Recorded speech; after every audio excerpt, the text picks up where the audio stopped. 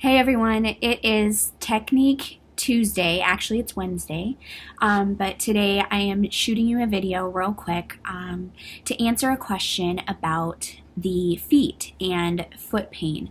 So I'm going to keep this video really short. If anyone wants more details, you can go ahead and comment below, and I will make sure to message you or even give you a call and chat with you to answer any questions that you have.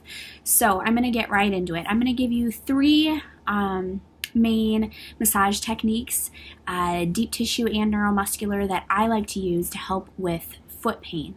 I'll try and keep it to three. So so let's get right into it.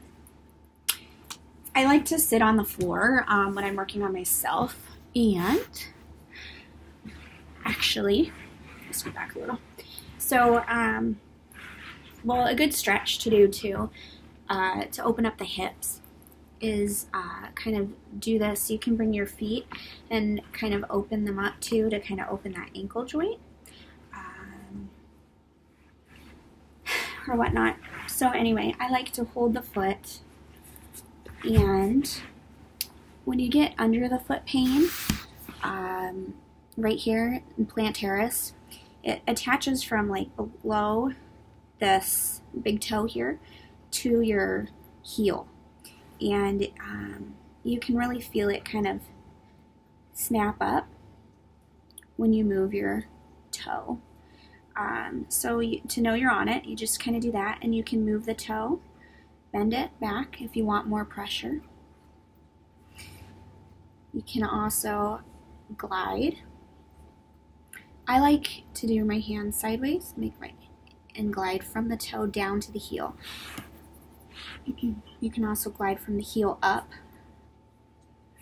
whichever is easier for you.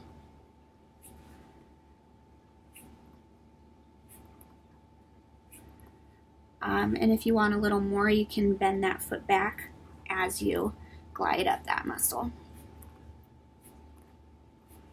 Also, there are some trigger points in the foot. The person who asked this question actually has pain in the top of their feet, and they're by the pinky toe, and there are actually two trigger point spots over here. And if you just kind of put your finger in between the metatarsal, the pinky metatarsal, can feel around and see if you feel any trigger points that radiate. So I like to have one on the top in between the pinky toe and this toe, just travel down in between the bones here and feel around in that joint. Also, just like with the hands, I like to loosen it up in there, and do that. You can do that in between each toe as well and loosen them. It's easier though if you keep your feet like this when you're doing it to yourself. Again, just kind of, and you can work all the way down in between the toes, in between the bones there. Just make sure you have fingers on both sides, and that really kind of stretches it out. Bend the foot. Get all of the tissue and the fascia in between the tarsals loosened up. A great stretch to do too is, because a lot of times there's trigger points in your soleus. It's a long muscle that attaches, it doesn't cross the knee joint, it attaches on the inferior side of the knee joint down to the bottom of the heel here. And then your main big calf muscle, this guy, your gastrocnemius, it attaches down here, but then it crosses the knee joint. So if you keep the knee bent, you're able to access that soleus easier. And there are actually trigger points right behind your tibia here in the soleus. You can see how it makes my toe curl when I press there. So there can be trigger points too that refer into the feet in the soleus. So as long as you keep the knee bent when you're working in there, sometimes you'll feel trigger points, and just stay there until that trigger point is released, until it's no longer referring.